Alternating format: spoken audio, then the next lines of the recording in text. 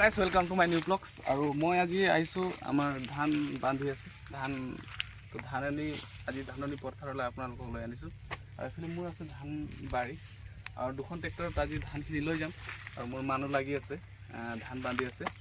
আৰু আপোনালোকক দেখাই আছোঁ মোৰ ধাননি পথাৰখন। আৰু এইফালে ধান আমি লোড কৰিম ট্ৰেক্টৰত আৰু আপোনালোকে তেতিয়া ভিডিঅ'টো চাই থাকিব। ধান বান্ধা হৈ গৈছে, জমা কৰি দিছে আৰু আমি এতিয়া ট্ৰেক্টৰত উঠাম।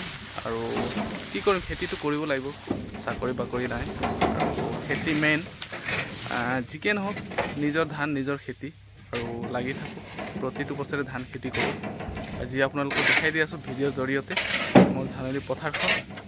আৰু চাকৰি বাকৰি নাই, খেতিটো কৰিব লাগিব। আৰু ধান জমা কৰি থৈ দিছে। এতিয়া আমি এই ধানৰ মুঠিবোৰ ইয়াত ওপৰত আমি ট্ৰেক্টৰৰ ওপৰত লোড কৰিম।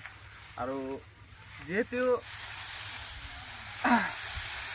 ধান তাৰমানে খেতি কৰাৰ মজা চাকৰিৰ সমান নহয়। চাকৰি মানে কি, গোটেই বছৰটো গোটেই মাহত বাহিৰত থাকিব লাগিব। আৰু খেতি বুলি ক'লে পৰিয়ালৰ লগত মিলি জুলি সকলোৱে মিলি খেতি কৰি বহুত আনন্দ লাগে, বহুত ভাল লাগে। আৰু এইটো সময়ত এই ধাননি পথাৰখন, এই পথাৰখনত আহিবলৈ পালে মন খুব আনন্দ লাগে। আৰু যিহেতু ধান কটাৰ লগে লগে মাঘ বিহু আহি আছে, অতি আনন্দ লাগে, অতি ভাল লাগে, বহুত ফূৰ্তি লাগে আৰু নিজকে ভাল লাগে। খেতি বুলি ক'লে আৰু খেতিয়ে হয়। যিকে নহওক এটা লোড কৰাৰ লগে লগে আপোনালোকক আকৌ দেখাম লোড কৰি হোৱাৰ পিছত। ফাইনেলি আধা লোড হৈ গ'ল আমাৰ গাড়ীখন। আৰু এতিয়া ফুল লোড হ'লে আৰু এখন ট্ৰেক্টৰত আমি লোড কৰিম।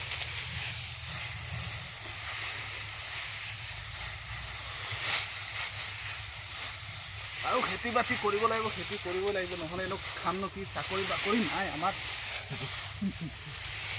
আৰু আমাৰ খুৰা দুজনে লোড কৰি আছে, গোটেই দিন বান্ধিছে ধান চান, বহুত কষ্ট কৰিছে। তেখেতসকলৰ কাৰণে সন্ধিয়া স্পেচিয়েলিষ্ট কিবা এটা হ'ব, ঘৰতে বহি কিবা এটা কৰি দিয়া হ'ব। বহুত কষ্ট কৰিছে গোটেই দিন গৰমত। খেতিত লগাটো ইমান সহজ কথা নহয়। ফাইনেলি দুখন ট্ৰেক্টৰ মোৰ লোড হৈ গ'ল ধান। এইখন এখন ট্ৰেক্টৰ আৰু এইখিনি আছে আৰু মই নিজে এটা চলাই লৈ যাম, ড্ৰাইভাৰ আছে। দুখন ট্ৰেক্টৰত ভৰ্তি হৈ গ'ল আৰু আছে আৰু ধান বাকী আছে এইখিনি গোটেই ধান। আৰু নেক্সট আজিৰ ভিডিঅ' ইমানতে। জয় আই অসম। আশা ৰাখিছোঁ মোৰ ভিডিঅ'টো এইবাৰ আপোনালোকে চাই নিশ্চয় ভাল পাব। আৰু যদি মোৰ চেনেলটো ছাবস্ক্ৰাইব কৰা নাই, ছাবস্ক্ৰাইব কৰি দিব, লাইক কমেণ্ট শ্বেয়াৰ কৰি দিব।